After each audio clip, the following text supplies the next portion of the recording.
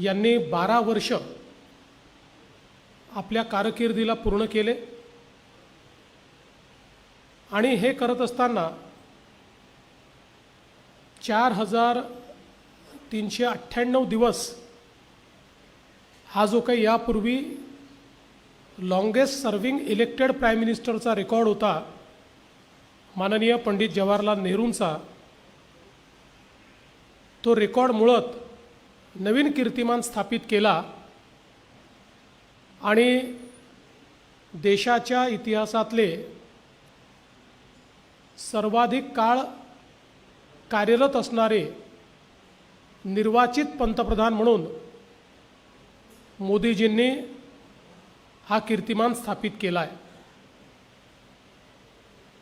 मी पहिल्यांदा तर महाराष्ट्राच्या 14 कोटी जनतेच्या वतीने माननीय प्रधानमंत्री महोदयांचे मनापासून अभिनंदन करतो।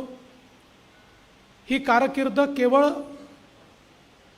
लांब आहे एवढीच यामुळे ती महत्त्वाची नाही, तर देशाचा चेहरा मोहरा बदलण्याचं काम आणि जगाच्या पाठीवर भारताची पत वाढवण्याचं काम या ठिकाणी केलेलं आहे।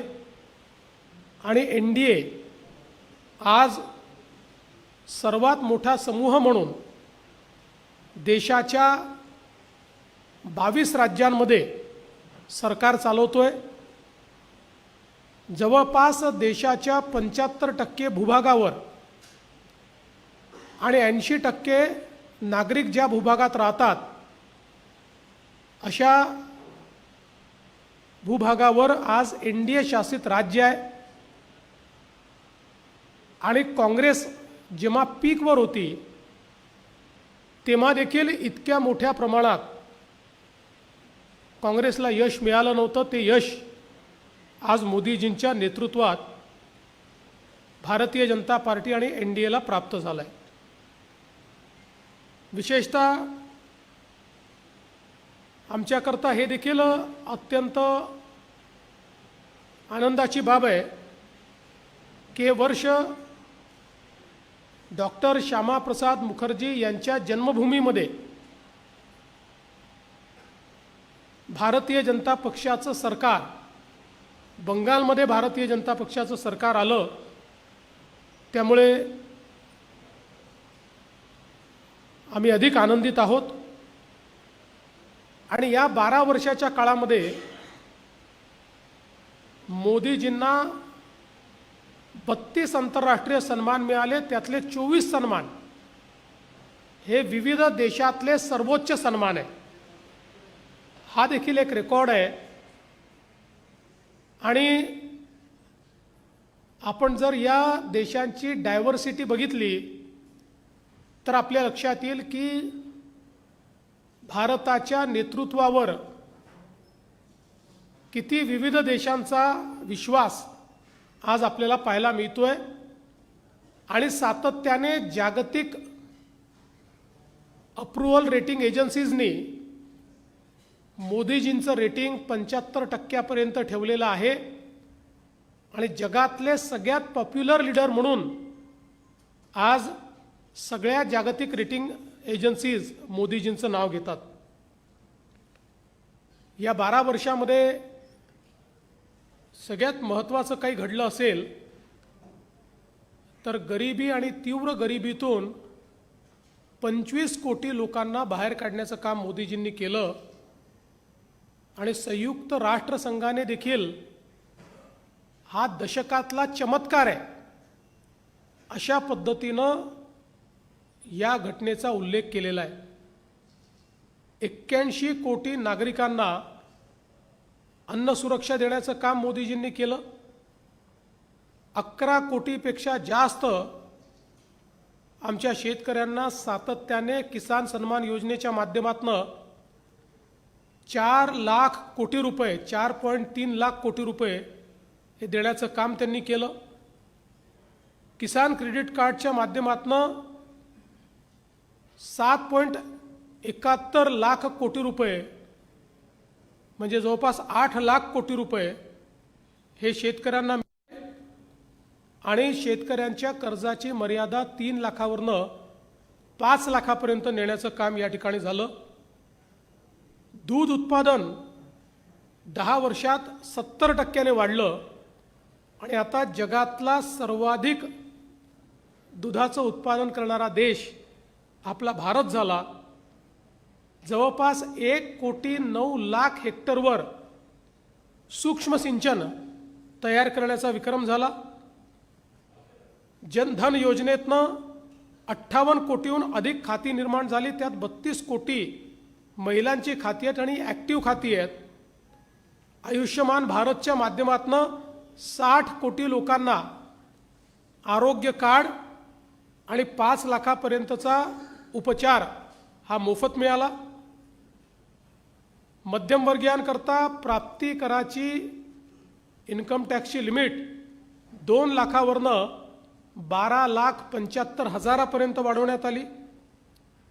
प्रधानमंत्री सुरक्षा विमा योजनेच्या अंतर्गत 58 कोटी नागरिकांना लाभ मिळाला. प्रधानमंत्री आवास योजनेच्या अंतर्गत 4 कोटी घरं ही तयार झाली. अजून 3 कोटी घरं तयार होत आहेत. प्रधानमंत्री स्वनिधीच्या अंतर्गत 74 लाख फुटपाथ विक्रेत्यांना मदत मिळाली. विश्वकर्माच्या अंतर्गत 30 लाख कारागिरांना मदत मिळाली. आज लखपती दीदी कार्यक्रमाच्या अंतर्गत देशामध्ये महिलांचा ज्यावेळेस आपण विचार करतो त्यावेळी मोदीजींच्या नेतृत्वात 3 कोटी महिला या लखपती दीदी झाल्या आहेत. महाराष्ट्रात आपण 50 लाखापर्यंत पोचलोत आणि आपण 1 कोटीपर्यंत जाणार आहोत. आणि देशामध्ये 6 कोटी महिलांना लखपती दीदी बनवण्याचा मोदीजींचा मानस आहे. उज्ज्वला योजनेच्या अंतर्गत 11 कोटी महिलांना गॅसचं कनेक्शन मिळालं. सुकन्या समृद्धी योजनेच्या अंतर्गत 4.5 कोटी मुलींची खाते उघडून त्यात पैसे जमा करण्यात आले. जवळपास आपल्या भारताच्या सैन्यामध्ये महिलांची संख्या ही 3,000वरनं 11,000वर गेली. देशामध्ये 12 कोटी शौचालय तयार झाले. 16 कोटी घरांमध्ये शुद्ध पिण्याचं पाणी हे नेऊन महिलांना सशक्त करणे आणि महिला केंद्रित अर्थव्यवस्था करणे हे कार्य मोदीजींनी करून दाखवलं. सगळ्यात महत्त्वाचं या 10 वर्षामध्ये 12 वर्षामध्ये सुशासन आणि सुप्रशासन या 2 गोष्टी मोदीजींच्या या संपूर्ण कार्यकाळाचं एक महत्त्वाचं बलस्थान राहिलं. सरकारी योजनांचं डिजिटल मॉनिटरिंग, विविध योजनांचे लाभ थेट खात्यात जे लाभ मिळाले आहेत त्यात आत्तापर्यंत 51 लाख कोटी रुपये 51 लाख करोड इतके थेट नागरिकांच्या खात्यामध्ये पैसे हे मोदीजींनी वेगवेगळ्या योजनांतून दिले. जेम पोर्टलच्या माध्यमातून खरेदीतला भ्रष्टाचार संपवला. भारत नेटच्या माध्यमातून 2,14,000 ग्रामपंचायतींपर्यंत थेट इंटरनेट कनेक्टिव्हिटी नेली. 13 नवीन एम्स हॉस्पिटल तयार केले. ग्रामीण भागात 6 कोटी लोक हे डिजिटली साक्षर झाले आणि पायाभूत सुविधा क्षेत्रांमध्ये एक गुणात्मक आणि संख्यात्मक बदल करण्याचं काम हे मोदीजींनी केलं.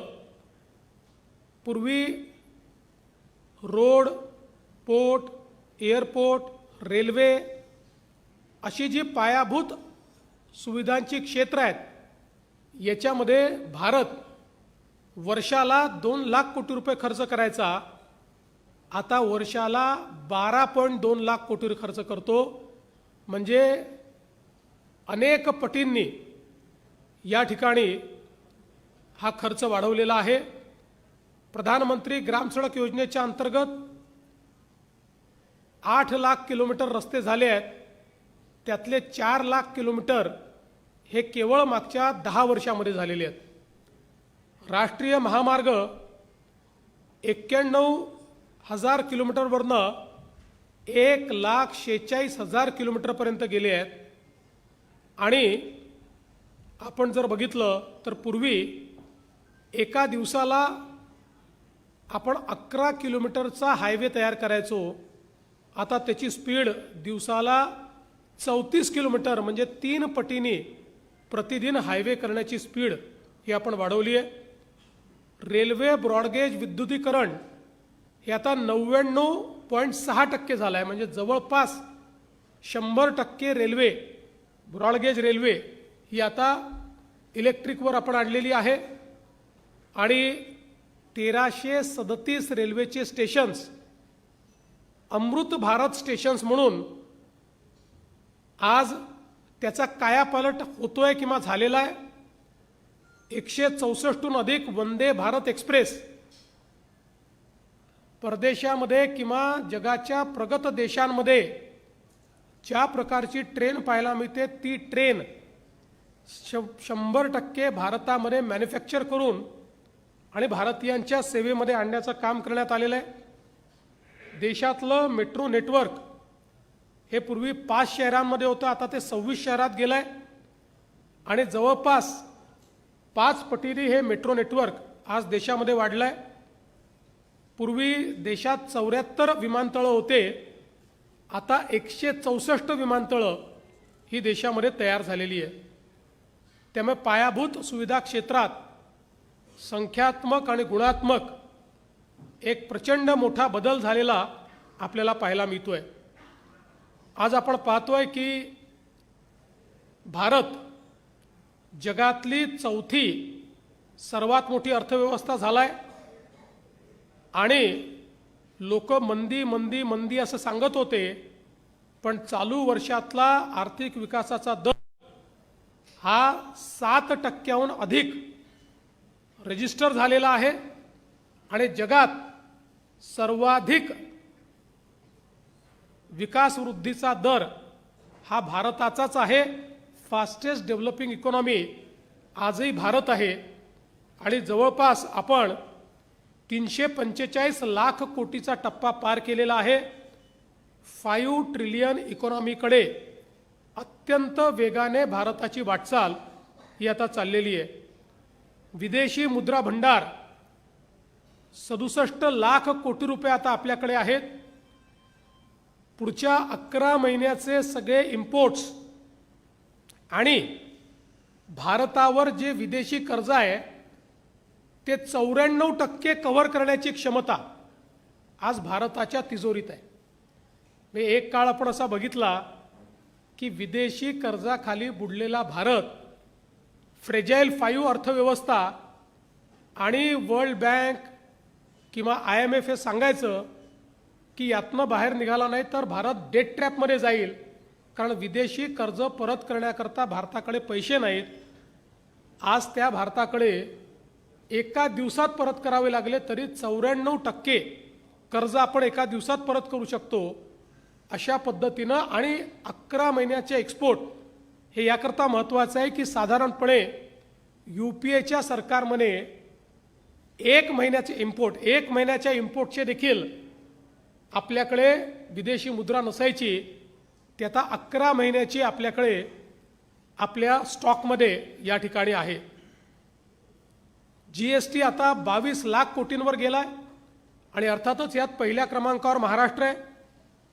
UPAचा जो व्यवहार आहे याच्यामध्ये 12,000 पटींनी वाढ झाली आहे आणि 314 लाख कोटी रुपयाचे डिजिटल व्यवहार आज भारतात चालले आहेत। चायनासहित सगळ्या देशांना भारताने मागे टाकलेलं आहे डिजिटल व्यवहारांमध्ये। आणि विशेषतः आम्ही तयार केलेला UPI हा आता जगातले 30 देश वापरत आहेत। ब्राझील सारखा देश हा देखील आता UPIवर शिफ्ट होतोय। ही मला असं वाटतं की भारतीयांकरता अत्यंत गौरवाची परिस्थिती आहे। आणि प्रत्यक्ष कर संग्रह डायरेक्ट टॅक्सेस 27 लाख कोटीपेक्षा जास्त गेले आहेत।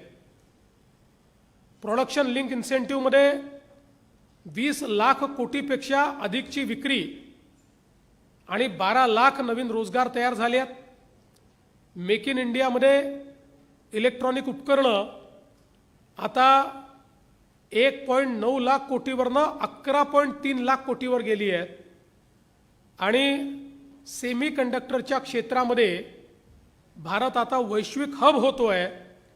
जवळपास 1,64,000 कोटी रुपयाच्या 12 प्रकल्पांना सेमी कंडक्टर क्षेत्रामध्ये देशामध्ये मंजुरी मिळाली आहे आणि चिप्सचं प्रोडक्शन देखील आता भारतामध्ये सुरू झालेलं आहे. 2014 साली मोबाईल जे आपण वापरतो 90% मोबाईल हे आयात आपण करायचो. आपल्याकडे त्याचं प्रोडक्शन नव्हतं. आता 300हून अधिक कंपन्या भारतामध्ये मोबाईल तयार करतात आणि मोबाईलची निर्यात 163 पटीने आपण वाढवलेली आहे. आता मोबाईल निर्यात करणारा देश हा भारत झाला आहे. संरक्षण उत्पादनामध्ये आपण विशेषतः जो दारूगोळा आहे आणि बाकी बेसिक गोष्टी आहेत यात 94% इम्पोर्ट करायचो. देशात 6% निर्माण करायचो. आजची परिस्थिती अशी आहे की आपण स्वयंपूर्ण तर झालोच आहोत, पण आपण निर्यात करतो आहोत आणि ही निर्यात 38,400 कोटीपर्यंत आज देशाची गेलेली आहे. 2.6 लाख स्टार्टअप्स आणि 120 युनिकॉर्न देशात तयार झाले आहेत. आणि या सगळ्या विकासासोबत मोदीजींनी विकास भी और विरासत भी अशा पद्धतीनं या देशाची अस्मिता आणि देशाचा स्वाभिमान हा पुन्हा उंच केलेला आहे. अयोध्येतील राम मंदिर असेल, काशी विश्वनाथ कॉरिडॉर असेल, उज्जैन महाकाल लोक असेल, केदारनाथ धाम असेल, देशामध्ये भगवान गौतम बुद्ध सर्किट असेल, डॉक्टर बाबासाहेब आंबेडकर पंचतीर्थ विकास असेल, भगवान बिरसा मुंडा जनजातीय गौरव दिवस असेल, प्रसाद योजनेतून 1700 कोटी रुपयाची कामं मोठ्या प्रमाणात वेगवेगळ्या भागांमध्ये झालेली आहेत. आणि आता राजपथ नाही तर कर्तव्यपथ, राजभवन नाही तर लोकभवन, रेस्कोर्स रोड नाही तर लोककल्याण मार्ग, मुघल गार्डन नाही तर अमृत गार्डन, पोर्ट ब्लेअर नाही तर विजयपुरम, अशा पद्धतीनं आज आमची अस्मिता आम्ही पुन्हा जागृत केली आहे. योग दिवस हा जागतिक पातळीवर गेलेला आहे. आणि सगळ्यात महत्त्वाचं, काश्मीरमध्ये झालेली ऐतिहासिक चूक ही सुधारून 370 आणि 35A हे रद्द करून काश्मीरचं 100% भारतामध्ये इंटिग्रेशन, विलिनीकरण करण्याचं काम हे मोदीजींच्या सरकारने केलं आहे. आपल्याला माहिती आहे की महाराष्ट्राला देखील मोदीजींनी खूप मोठ्या प्रमाणात मदत केली आहे. विशेषतः सिंचनाचं विशेष पॅकेज देऊन केंद्र सरकारच्या मदतीने महाराष्ट्रामध्ये गेल्या 10 वर्षात 100पेक्षा अधिक प्रकल्प आपण पूर्ण केलेले आहेत. आज छत्रपती शिवरायांचे 11 किल्ले युनेस्कोच्या वर्ल्ड हेरिटेज यादीत गेले आहेत. मराठी भाषेला अभिजात दर्जा देण्यात आलेला आहे. भारतरत्न डॉक्टर बाबासाहेब आंबेडकर यांचं स्मारक लंडनमध्ये असेल किंवा युनेस्कोत त्यांच्या पुतळ्याचं अनावरण असेल, इंदू मिल इथलं स्मारक असेल, नवी मुंबईचं आंतरराष्ट्रीय विमानतळ असेल, मेट्रो 3 सहित वेगवेगळ्या शहरांमधल्या मेट्रो असतील, Atal Setu, coastal road, Mumbai Pune connecting link, आणि सगळ्यात महत्त्वाचं पुढचे 30 वर्ष महाराष्ट्र देशात नंबर 1 राहील अशा पद्धतीचं वाढवण बंदर की जे जगातलं पहिल्या 10 बंदरातलं बंदर असणार आहे. 10 लाख लोकांना रोजगार देणार आहे. आणि महाराष्ट्राची आणि भारताची अर्थव्यवस्था बदलवून टाकणार आहे. अमरावतीचा मेगा टेक्स्टाईल पार्क असेल, छत्रपती संभाजीनगरची DMIC असेल, ऑरिक सिटी असेल, दिघी पोर्ट असेल, गडचिरोलीत स्टील सिटी असेल, एम्स IIM IICT असेल, अशा अनेक गोष्टी सांगता येतील की या महाराष्ट्राला मोदीजींच्या नेतृत्वामध्ये महाराष्ट्राच्या विकासामध्ये एक गुणात्मक बदल हा या 12 वर्षाच्या कारकिर्दीत झालेला आहे.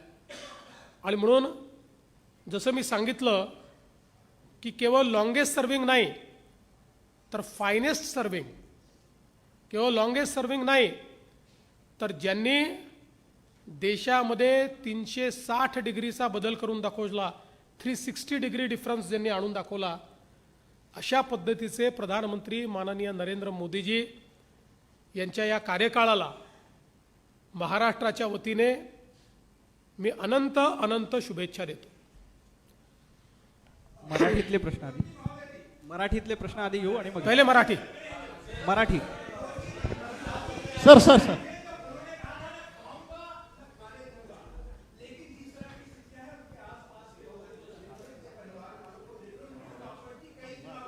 किसकी?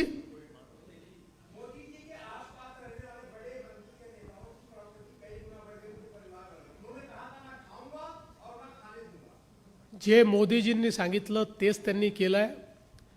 भ्रष्टाचाराचा एकही आरोप हा मोदी सरकारवर कोणी लावू शकलेला नाही. ज्यांनी आरोप लावायचा प्रयत्न केला ते तोंडावर पडलेले आहेत. त्यामुळे हेही एक आश्चर्य आहे की 12 वर्ष बेदाग अशा पद्धतीचं सरकार हे मोदीजींनी चालवून दाखवलं आहे. सर 21 कोटी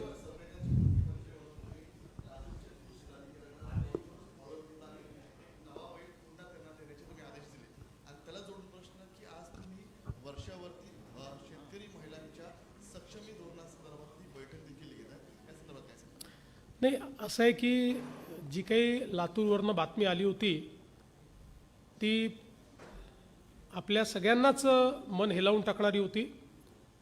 हा जो परिवार आहे हा भूमिहीन आहे. त्यांनी दुसऱ्याच्या शेतीमध्ये आपल्या बैलजोडीने बटईवर काम घेतलं होतं. त्यातला एक बैल मेल्यानंतर ती महिला त्या ठिकाणी झुंपलेली पाहून आपल्याला सर्वांनाच त्यात वाईट वाटलं. म्हणून तात्काळ आपण जिल्हाधिकाऱ्यांना सांगितलं, त्यांच्या मेलेल्या बैलाचं त्यांना कंपेन्सेशन दिलं आणि एक बैल देखील दिला. आज पुन्हा त्या ठिकाणी आमच्याकडे अशी बातमी आली की दिलेला बैल हा काही योग्य नाही. जिल्हाधिकाऱ्यांना आदेश दिले आहेत की शेतकऱ्यांना बाजारात नेऊन त्यांच्या पसंतीचा बैल त्यांना घेऊन द्यावा. सर तुम्ही म्हणलात की 21 कोटी लोकांना 21 कोटी लोकांना गरिबीच्या रेषेतून बाहेर काढलं, मात्र 80 कोटी लोकांना अन्न सुरक्षा द्यावी लागते हे पण तुम्ही म्हणलात. जर 21 कोटी जर गरिबी रेषेतून बाहेर आले तर मग 80 कोटी अन्नधान्य हे कसं काय द्यावं लागतं? पहिली गोष्ट अशी आहे की 21 नाही 25 कोटी लोक गरिबी रेषेतनं बाहेर आले आहेत. गरिबी रेषेतनं बाहेर आले तरी देखील ते काही एकदम श्रीमंत झाल्या तशी परिस्थिती नाही आहे.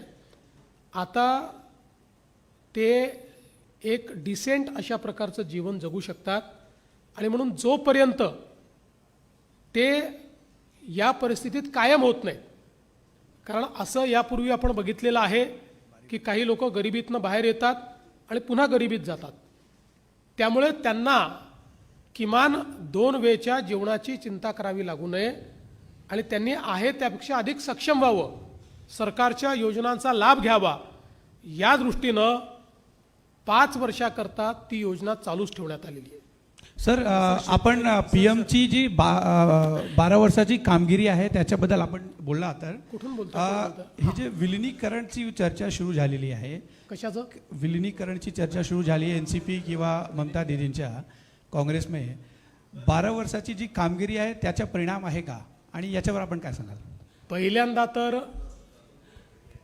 या विलिनीकरणाबद्दल बेगानी शादी में अब्दुल्ला दिवाना अशा पद्धतीनं जो काँग्रेसचाही नाही, जो राष्ट्रवादीचाही नाही, तो व्यक्ती बोलतो आणि मग तुम्ही सगळे विलिनीकरणावर चर्चा सुरू करता.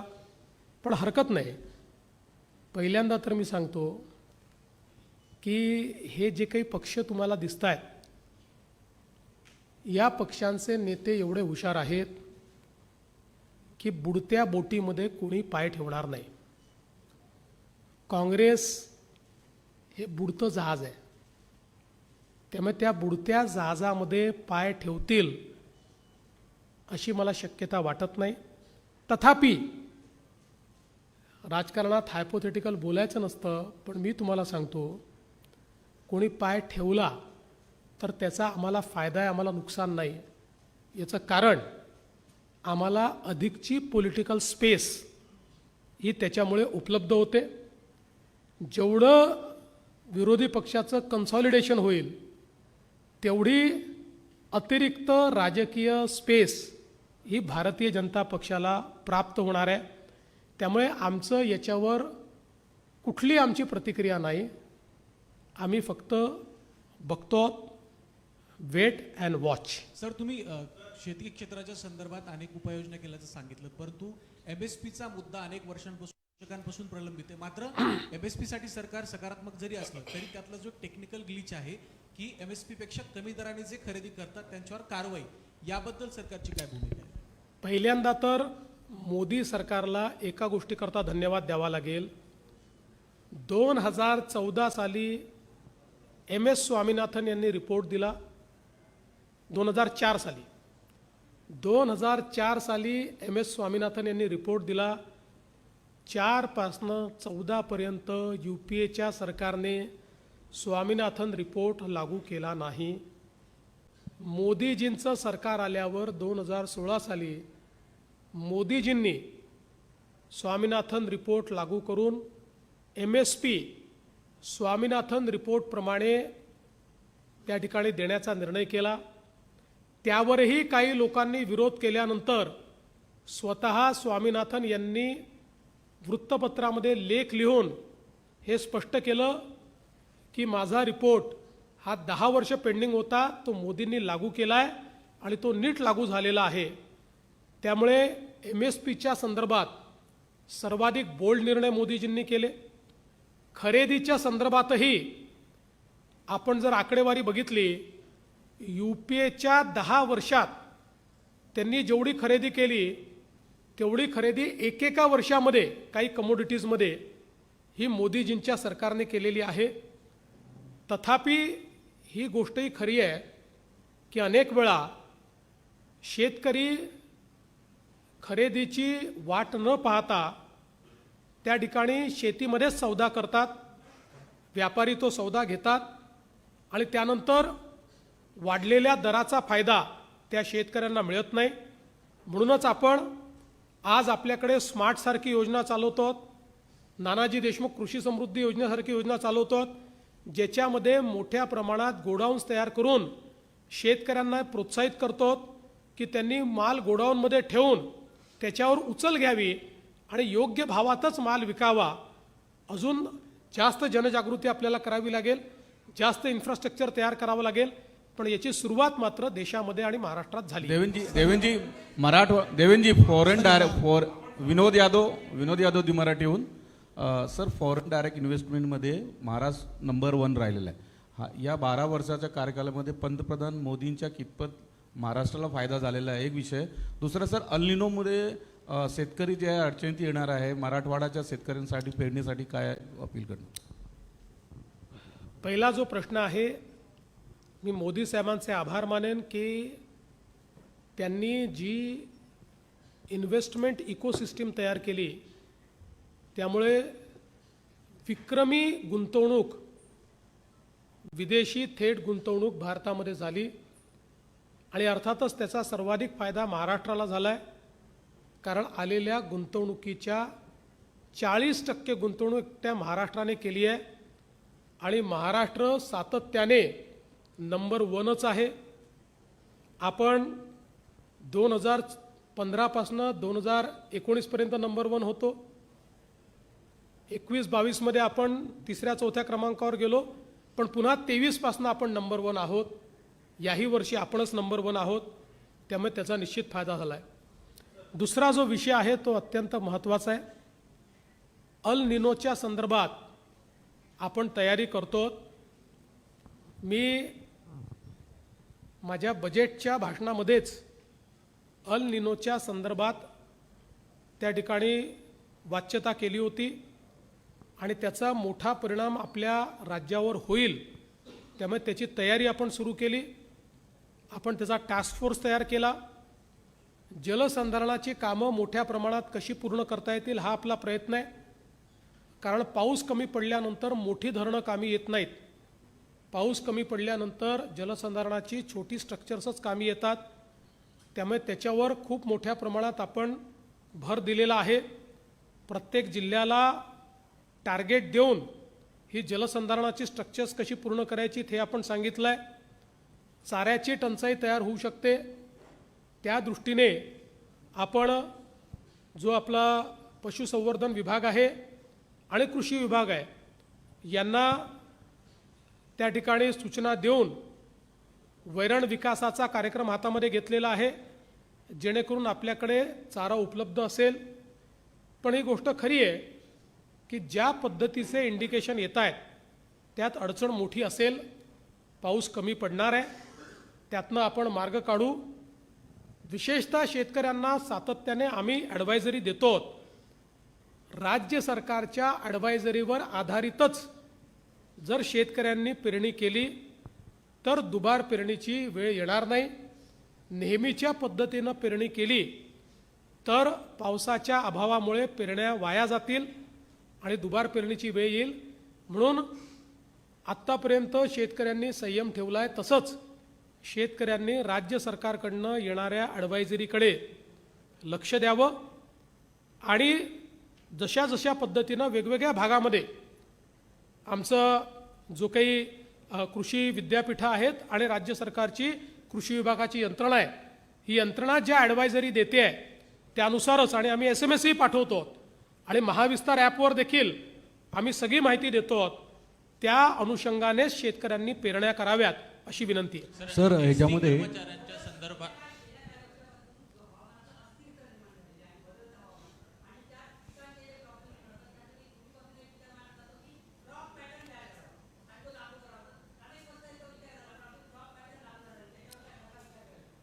क्रॉपिंग पॅटर्न हा बदलणे आणि तो लागू करणे हे एक जनरेशनल काम आहे. म्हणजे ज्याला 4, 5, 6, 7 वर्ष लागतात, एकदम होत नाही. याचं कारण त्या संदर्भात जेव्हा क्रॉपिंग पॅटर्न आपण बदलतो तर त्याकरता तशा पद्धतीचं वाण उपलब्ध करून देणं, तशा पद्धतीचे इनपुट्स उपलब्ध करून द्यावे लागतात, त्याला मार्केटशी लिंकेज करून द्यावं लागतं, मार्केट तयार करावं लागतं. आपण आता हे काम सुरू केलं आहे. विशेषतः आपल्या राज्यामध्ये किंवा देशामध्ये ज्या डाळी आहेत त्याच्या संदर्भात खूप मोठी कमतरता आपल्याला ते इम्पोर्ट कराव्या लागतात. आणि म्हणून आपण रिप्लेसमेंट म्हणून मोठ्या प्रमाणामध्ये डाळी असतील, काही भागामध्ये मका असेल, मक्यापासून आपण इथेनॉल तयार करतोय, त्यामुळे इथेनॉल करता मका असेल, अशा वेगवेगळ्या पद्धतीचे त्या ठिकाणी बदल जे आहेत, हे कापूस आणि सोयाबीन या दोनच्या अवतीभोवती फिरणारं जे आपलं चक्र आहे हे थोडं डायव्हर्सिफाय कसं करता येईल हा प्रयत्न आपण करतोय, पण त्याला निश्चितपणे वेळ लागेल. सीएम सर कर्मचाऱ्यांच्या संदर्भात आपल्याला अनेक आंदोलनं होताना दिसत आहेत आणि वारंवार कुठेतरी वित्त विभागाकडनं शेरे निगेटिव्ह येत आहेत, अशा प्रकारच्या बातम्या देखील समोर येताना दिसत आहेत. एकूणच कुठेतरी एसटीचं सक्षमीकरण होत नाहीये ही वारंवार तक्रार कर्मचाऱ्यांची देखील दिसते आहे. नेमकं सरकार कशा पद्धतीनं पुढं या संदर्भात? मुळामध्ये वित्त विभागाचं एक कामच आहे की जे ठरलंय ते तुम्ही करा म्हणणं. आता ज्यावेळी एसटीला मदत करायचं आपण ठरवलं त्यावेळी काही गोष्टी एसटीने देखील करायच्या होत्या, त्यांनी काही सुधारणा करायच्या होत्या. ती जबाबदारी एसटीची आणि एसटीच्या कर्मचाऱ्यांची आहे. त्या जर सुधारणा झाल्या नाहीत तर दरवर्षी किंवा दर महिन्याला तोटा वाढत जातो आणि मग सरकारवर अधिक भर येतो. त्यामुळे त्या गोष्टी वित्त विभाग पॉईंट आऊट करतो. याचा अर्थ वित्त विभाग पैसे देत नाही असं नाही आहे. आवश्यकता पडली आणि जे ठरलं आहे तेवढे पैसे हे वित्त विभाग वारंवार दर महिन्याला एस टीला देतोय. मला एक विचारायचं आहे की 2014 पासून ते आत्तापर्यंत म्हणजे जवळपास 12 वर्ष मोदी सरकारचं आणि आपलं राज्य सरकार होतं. या दरम्यान देशामध्ये पण अनेक ठिकाणी सरकार होते. तुम्ही थर्ड पार्टी म्हणून ॲनालिसिस केलं आहे का देशामध्ये खरंच महाराष्ट्राला जास्त लाभ झाला आहे आणि त्यापेक्षा खरंच इतर राज्यांना जास्त झाला आहे? कारण की तशा स्वरूपाचं नॅरेशन वारंवार होताना दिसतं. गुजरात असेल किंवा कर्नाटक असेल अशा ठिकाणी मोठमोठ्या इंडस्ट्रीज जातात असं सांगण्याचा आरोप येतो. आपल्याला खरंच बेनिफिट झाला तेवढा? मला असं वाटतं की एकच आकडेवारी तुम्हाला देतो. UPA सरकार होतं. UPA सरकारच्या 2004 ते 2014 10 वर्षामध्ये महाराष्ट्राला एकूण 2 लाख कोटी रुपये मिळाले. 10 वर्षात 2 लाख कोटी रुपये. आणि मोदीजींच्या 10 वर्षात, मी 12 वर्ष म्हणतच नाही, 10 वर्षाची 10 वर्ष कंपेअर करतो. मोदीजींच्या 10 वर्षामध्ये महाराष्ट्राला 12 लाख कोटी रुपये मिळाले. आता हा फायदा नाही तर काय? एवढंच नाही तर मी ज्या बळीराजा योजनेचा उल्लेख या ठिकाणी केला, ज्यातनं 100 धरणं आपण पूर्ण केली, संपूर्ण देशामध्ये बळीराजा योजना फक्त महाराष्ट्राला मिळाली. हे मोदी सरकारच्या इतिहासात पहिल्यांदा असं घडलं. एका राज्याकरता सिंचनाची योजना. दुसरं, प्रधानमंत्री कृषी सिंचाई योजनेमध्ये देशभरात जेवढी धरणं घेतली, म्हणजे हे बळीराजापेक्षा वेगळं आहे, देशभरात जेवढी धरणं घेतली त्यातली 30% धरणं एकट्या महाराष्ट्राची आहेत, 30%. आणि प्रधानमंत्री कृषी सिंचाई योजनेतही सर्वात मोठा वाटा देशात सर्वात मोठा वाटा हा महाराष्ट्राला मिळाला. मी वेगवेगळ्या विभागांचे वेगवेगळी आकडेवारी आपल्याला देऊ शकतो, पण मला असं वाटतं एवढीच एक आकडेवारी काफी आहे की जी हे सांगू शकते की महाराष्ट्राला मोदी सरकारने काय दिलं. देवेंद्र जी एक सवाल ये है कि महाराष्ट्र के भीतर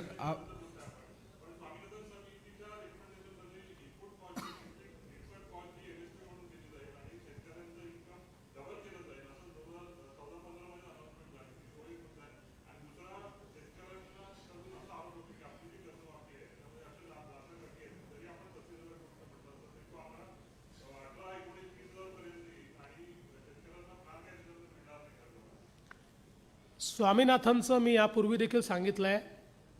स्वामीनाथनच्या रिपोर्टवर स्वामीनाथन साहेबांपेक्षा मोठं कोण आहे? जर त्यांनी हे सांगितलं की माझा रिपोर्ट लागू झाला आहे, आता तो रिपोर्ट लागू झाल्यानंतर त्याचे परिणाम यायला अजून काही वेळ लागू शकतो. शेतीसमोरची आव्हानं कमी नाही आहेत. निसर्गाचं सगळ्यात मोठं आव्हान शेतीवर आता तयार झालं आहे. क्लायमेट प्रूफ ॲग्रिकल्चर आपल्याला करावं लागेल. दुसरं, हे जे काही कर्जमाफी आम्ही केलेली आहे, या कर्जमाफीमध्ये कुठल्याही अटी आणि शर्ती आम्ही टाकलेल्या नाहीत. एकच अट जी आम्ही टाकलेली आहे ती विशेषतः महाराष्ट्रातली जी आमची बँकिंग सिस्टीम आहे आणि त्यातल्या त्यात आमच्या ज्या जिल्हा सहकारी बँका आहेत, या बँका टिकल्या पाहिजेत याकरता टाकलेली ती अट आहे की ज्याच्यामध्ये ज्यांना वारंवार माफी मिळालेली आहे त्यांच्याकरता याही वेळेस आम्ही माफी करणार आहोत, पण एका फिक्स्ड राशीपर्यंत त्यांची माफी करणार आहोत आणि उरलेले पैसे त्यांनी भरायचे आहेत. अदरवाईज आपली बँकिंग सिस्टीम ही पूर्णपणे उद्ध्वस्त होईल. बाकी साधारणपणे 40 लाखापेक्षा जास्त शेतकरी असे आहेत की ज्यांचा विना अट त्या ठिकाणी कर्जमाफीचा फायदा मिळणार आहे. आत्ता आम्ही कर्जमाफीच्या संदर्भात एक सब कमिटी तयार केली आहे. मी आणि दोन्ही उपमुख्यमंत्री आणि काही मंत्री त्याच्यामध्ये आहेत. ही कर्जमाफी जशी पुढे जाईल तशी त्यातल्या अडचणी लक्षात येतील. त्या अडचणी सोडवण्याची जी काही जबाबदारी आहे ती या कमिटीला देण्यात आलेली आहे. त्यावेळी आम्ही ती सोडवू. पण कुठल्याही निवडणुका समोर नसताना या ठिकाणी ही कर्जमाफी आम्ही केलेली आहे, हे महत्त्वाचं आहे. विरोधी पक्षांनी कोणची ताकदीनं मागणी न करता शासनाने स्वतः केलेली कर्जमाफी आहे, हेही लक्षात घेतलं पाहिजे. त्यामुळे आमच्या डोळ्यासमोर राजकीय हेतू नाही, आपल्या शेतकऱ्याला कसं सक्षम करता येईल. अन्यथा 2029ची निवडणूक असल्यामुळे 2028च्या डिसेंबरलाही कर्जमाफी करता आली असती, पण ते आम्ही केलेलं. देवेंद्र जी दो सवाल. देवेंद्र जी ये दो सवाल है खासकर सोनू अरे भाई एक एक को एक एक पूछने दो सब. एक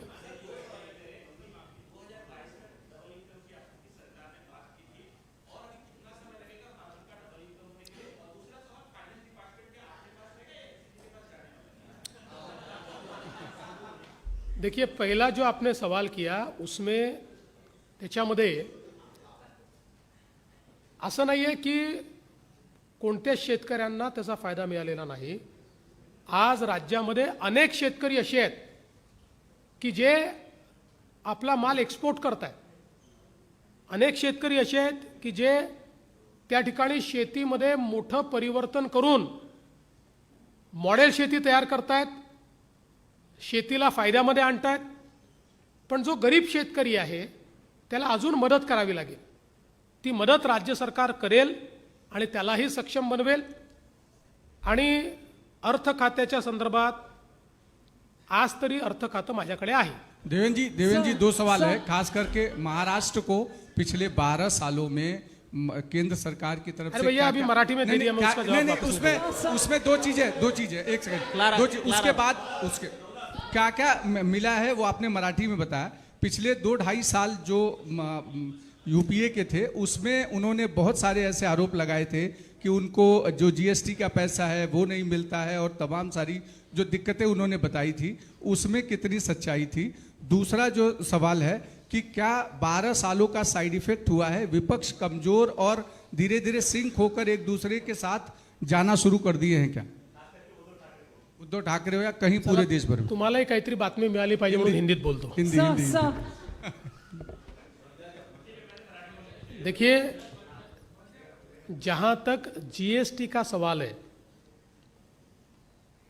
अब तो जो पहले 5 साल पूरे हुए और 7 साल पूरे हुए तो कंप्लीट हर राज्य का सीएजी के द्वारा अकाउंटिंग हुआ है.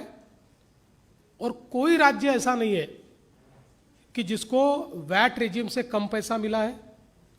कोई राज्य ऐसा नहीं है कि जिसका एक पैसा भी केंद्र सरकार के पास बाकी है.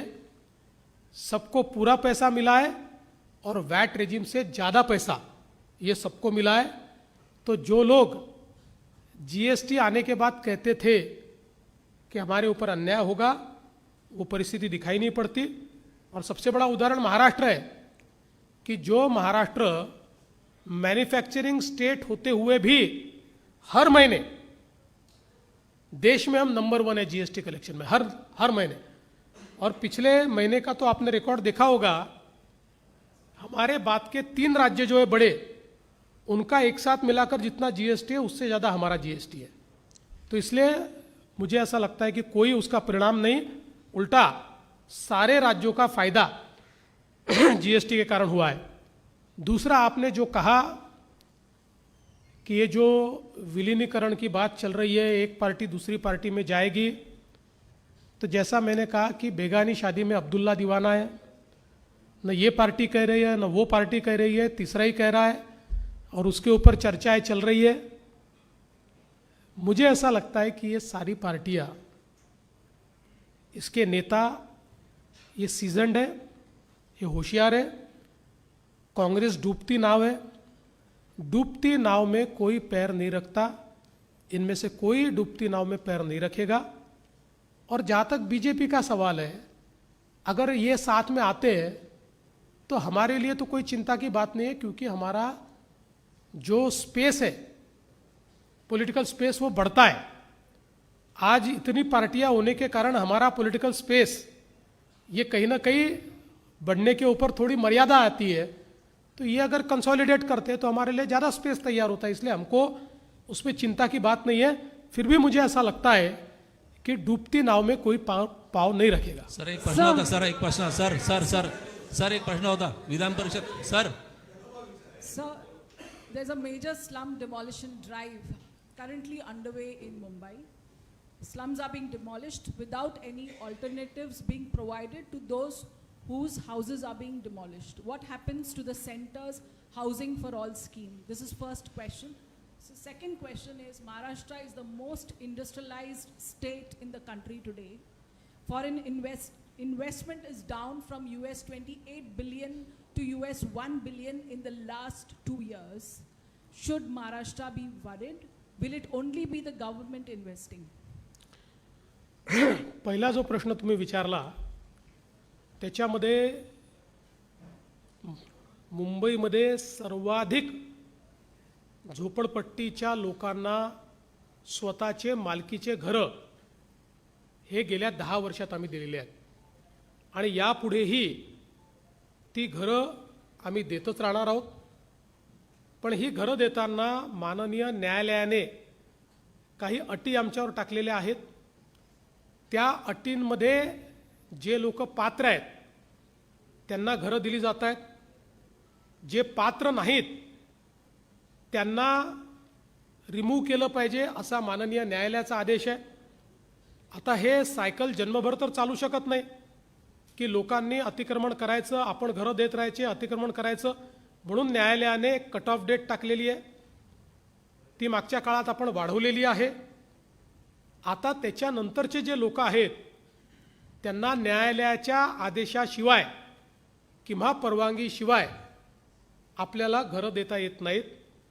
आणि विशेषतः काही ठिकाणी स्पेसिफिकली माननीय उच्च न्यायालयाने टाईम बाउंड पद्धतीनं कारवाई करायला सांगितलेली आहे. त्या पद्धतीनं कारवाई चाललेली आहे. सर एक प्रश्न होता माझा. हा, दुसरा जो प्रश्न आपण विचारला, आज आपण जर बघितलं तर ही गोष्ट खरी आहे की काही प्रमाणात FIIsनी त्या ठिकाणी स्टॉक मार्केटमधनं पैसा काढला.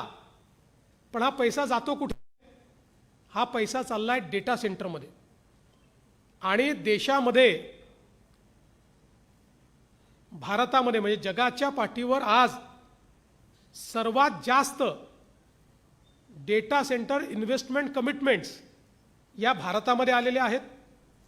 जवळपास आत्तापर्यंत $40 बिलियन डेटा सेंटरच्या कमिटमेंट्स या वेगवेगळ्या स्टेजवर आहे. आणि मला सांगताना आनंद वाटतो की यातही नंबर 1 महाराष्ट्र आहे. यातल्या जवळपास 55% डेटा सेंटर कमिटमेंट्स या महाराष्ट्रात आलेल्या आहेत. त्यातल्या काहींना आता आम्ही जागा दिलेल्या आहेत, काहींना जागा देण्याची प्रक्रिया चालली आहे, काहींचं बांधकाम देखील सुरू झालेलं आहे.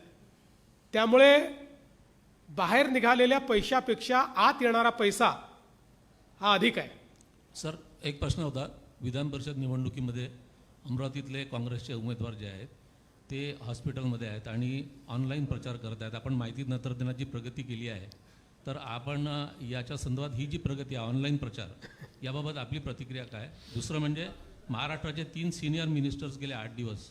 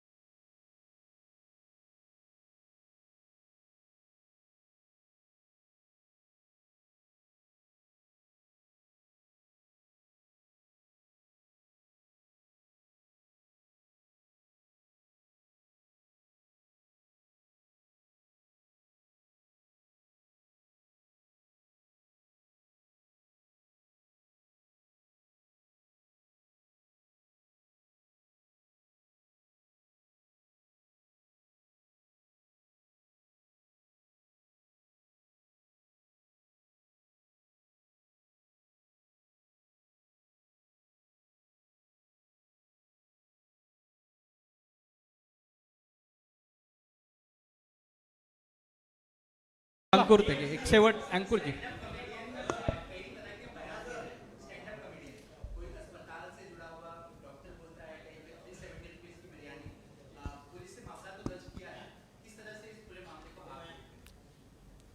मला असं वाटतं की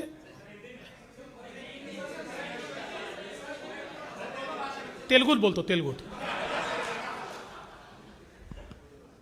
मला असं देतो, हिंदी भी देतो. मला असं वाटतं की आपल्याकडे अभिव्यक्तीचा अधिकार हा प्रत्येक व्यक्तीला भारताच्या संविधानाने दिला आहे. पण त्याचवेळी अभिव्यक्तीचं स्वातंत्र्य हे स्वैराचारामध्ये बदलू नये अशा प्रकारची अपेक्षा देखील भारताच्या संविधानाने व्यक्त केली आहे. आणि ज्यावेळी सामाजिक मर्यादा तोडून आपण अभिव्यक्ती करतो त्यावेळी इतरांचं जे स्वातंत्र्य आहे, जे इतरांना डिग्निटीनी राहण्याचं स्वातंत्र्य हे संविधानाने दिलेलं आहे, त्या स्वातंत्र्यावर आपण अतिक्रमण करतो. आणि म्हणूनच मला असं वाटतं की प्रत्येकाला अभिव्यक्तीचा अधिकार आहे. स्टँडअप कॉमेडियन्सला तर आहेच. मी स्वतः स्टँडअप कॉमेडी खूप मोठ्या प्रमाणात ऐकतो. मनोरंजनाचं साधन आहे. पण ते होत असताना मर्यादा काय आहेत या देखील आपण पाहिल्या पाहिजेत. समाजातल्या इतर लोकांच्या डिग्निफाईड जगण्याच्या स्वातंत्र्यावर कोणीच अतिक्रमण करू नये अशा प्रकारची माझी अपेक्षा है. अभिव्यक्ति का स्वातंत्र्य भारत के संविधान ने सभी को दिया है, लेकिन उसके साथ साथ इसका दुरुपयोग न हो इस प्रकार की व्यवस्था भी उसी संविधान ने तैयार की है. जब कोई अभिव्यक्ति अमर्याद हो जाती है तो समाज के लोगों के डिग्निफाइड जीने का जो अधिकार है उस अधिकार पर वो आक्रमण करती है. और इस प्रकार का आक्रमण ये हमारे संविधान को मंजूर नहीं है. इसलिए मुझे ये लगता है कि स्टैंड अप कॉमेडी सभी को पसंद है. मैं स्वयं भी देखता हूँ, उससे मनोरंजन भी होता है.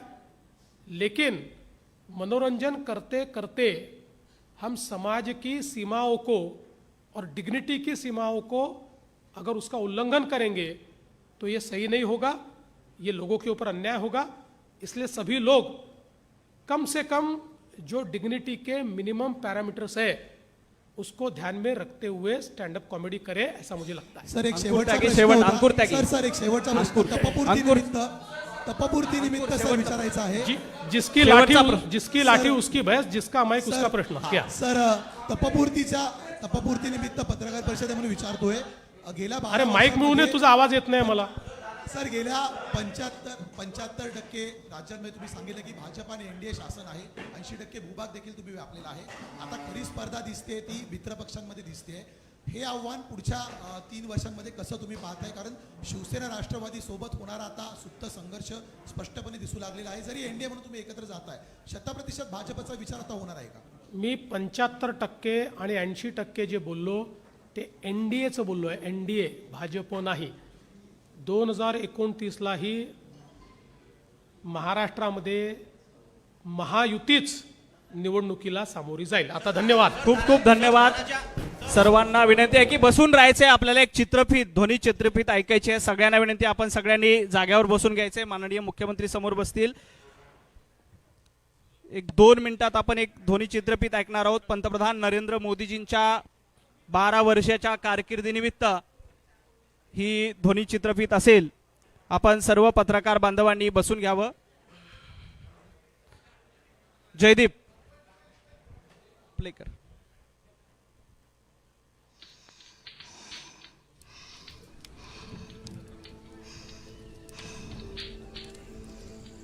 क्यों मां की आंखों से आंसू बहते थे? क्यों बच्चे घर से दूर रहते थे?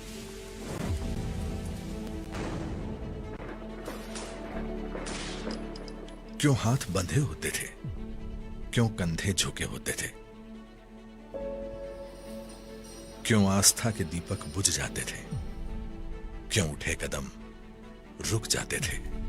क्यों दुनिया अनजान थी हमारी काबिलियत से? क्यों हम दुनिया से नजर झुकाकर बात करते थे? शक्ति थी, सामर्थ्य था, फिर भी क्यों छाई रही मायूसी? हर सवाल का जवाब मिला एक सुबह, जब सूरज उगा रोज की तरह पूर्व से ही, पर गर्व के साथ, उम्मीदों के पर्व के साथ, और प्रारंभ हुई खोया हुआ आत्मविश्वास फिर से पाने की यात्रा। आज किसी ने